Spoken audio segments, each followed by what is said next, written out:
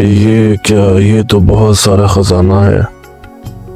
ये खजाना मेरे सारे मसाइल हल कर सकता है, लेकिन ये जमीन तो मेरी नहीं है। ये जमीन तो जमींदार राजेश्वर सिंह की है। हेमंत अपने आप से कहता है, ये खजाना अगर मेरे हाथ लग जाए तो मेरी तो सारी गुर्बत ही खत्म हो जाएगी। शिव तो बेवकूफ आदमी है, ईमानदारी का नाटक करता रहता है। मुझे ये खजाना हासिल करना ही होगा।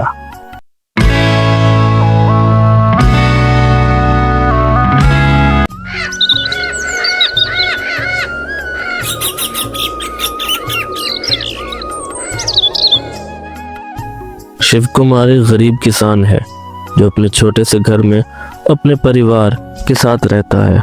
उसके परिवार में उसकी पत्नी पार्वती और 2 बच्चे राजू और गीता शामिल हैं।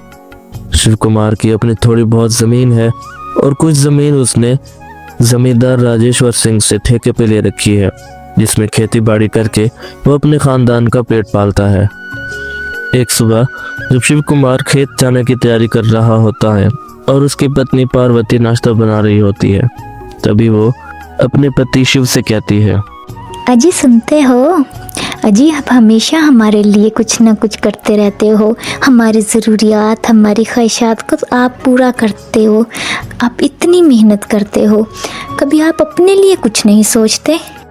जिसके जवाब में शिव कुमार मुस्कुराते हुए कहता है, पार्वती, अगर हमारे बच्चे पढ़ लिख जाएं और एक बेहतर जिंदगी गुजार सकें तो यही मेरी सबसे बड़ी खुशी होगी। तभी उसका बेटा राजू कहता है, बाबा, मैं बड़ा होकर आपकी तरह मेहनती किसान बनूंगा। शिव कुमार हंसते हुए कहता है, बेटा, किसान बनना फख्र की बात है, लेकिन तुम्हें पढ़ लिख कर गांव का सबसे बड़ा अफसर बनना होगा। तभी उसकी बेटी गीता बोलती है, बाबा, एक दिन बाबा मैं ना आपके लिए बहुत सारी चीज़ें लाऊंगी, इतनी चीज़ें लाऊंगी कि आपको खेतों में इतनी मेहनत नहीं करनी पड़ेगी।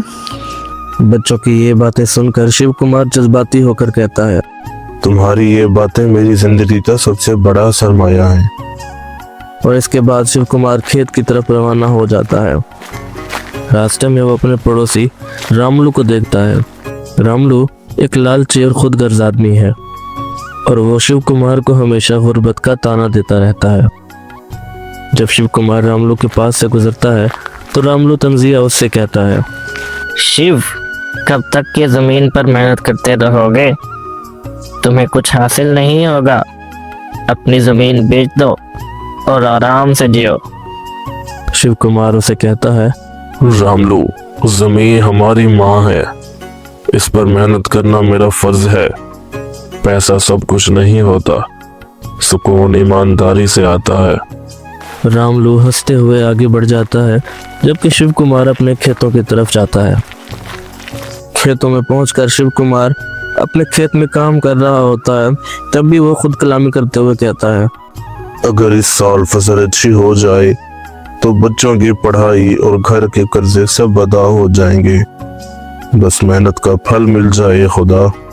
इन्हीं सोचों में गुम होकर शिव कुमार खेत में पानी लगाने के लिए जमीन खोद रहा होता है कि अचानक खुदाई के दौरान उसका फावड़ा किसी धाती चीज से टकराता है। शिव कुमार हैरानी से अपने आप से कहता है, ये क्या है? शायद कोई पुराना लोहा होगा। वो थोड़ा सा मजीद खोदता है और एक संदूक बाहर निकलता है। संदूक पर धूल मिट्टी जमी हुई है। शिव कुमार फिर से अपने आप से कहता है, अरे अरे, ये क्या? ये तो कोई पुराना संदूक मालूम होता है। ये यहाँ कैसे आया? वो झिझकते हुए संदूक खोलता है तो अंदर से सोने और चांदी के सिक्के निकलते हैं। शिव कुमार अपने आप से कहता है, ये क्या? ये तो बहुत सारा खजाना है। ये खजाना मेरे सारे मसाइल हल कर सकता है, लेकिन ये जमीन तो मेरी नहीं है। ये जमीन तो जमींदार राजेश्वर सिंह की है, तो इस खजाने पे भी उसका हक बनता है। यही सोचते हुए शिव कुमार संदूक को बंद करता है और जमींदार की हवेली की तरफ निकल पड़ता है। इसी दौरान रामलू खेत के करीब से गुजरता है और शिव कुमार को संदूक उठाते हुए देख लेता है और मन ही मन अपने आप से कहता है, ये खजाना अगर मेरे हाथ लग जाए तो मेरी तो सारी गुर्बत ही खत्म हो जाएगी। शिव तो बेवकूफ आदमी है, ईमानदारी का नाटक करता रहता है। मुझे ये खजाना हासिल करना ही होगा।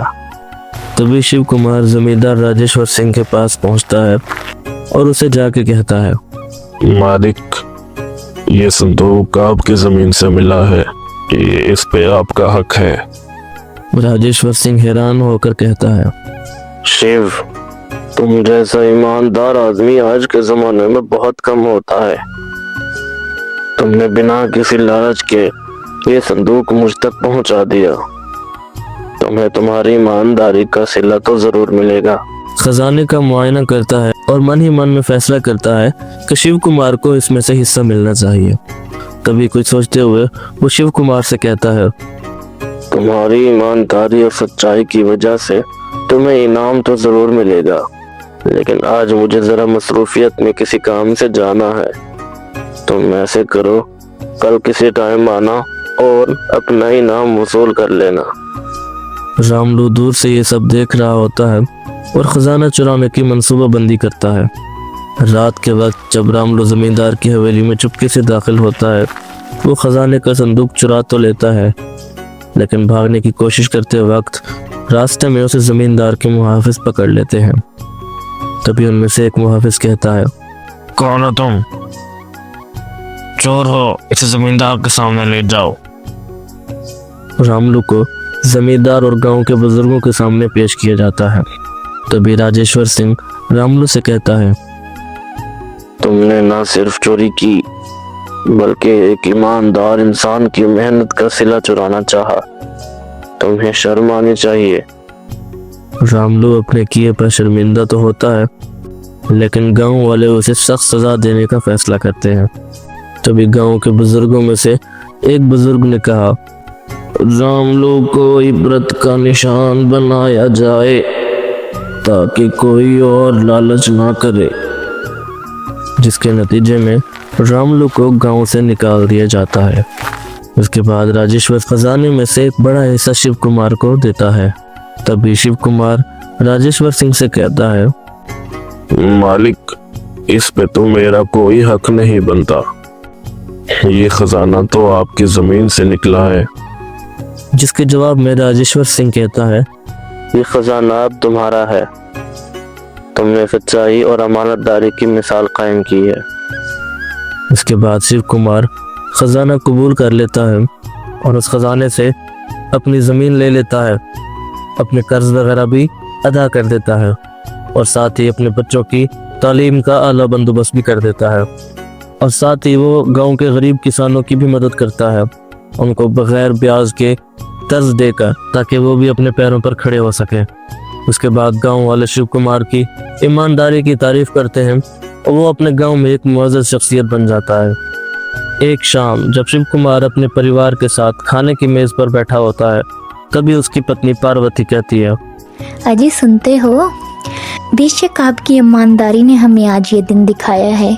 आपने जमींदार को संदूक वापस किया, तभी तो हमें ये खजाना मिला है। जिसके जवाब में शिव कुमार कहता है, पार्वती, ये सब तो ऊपर वाले ने हमें दिया है। हमने तो अपना बस ईमानदारी और मेहनत से अपना फर्ज निभाया है।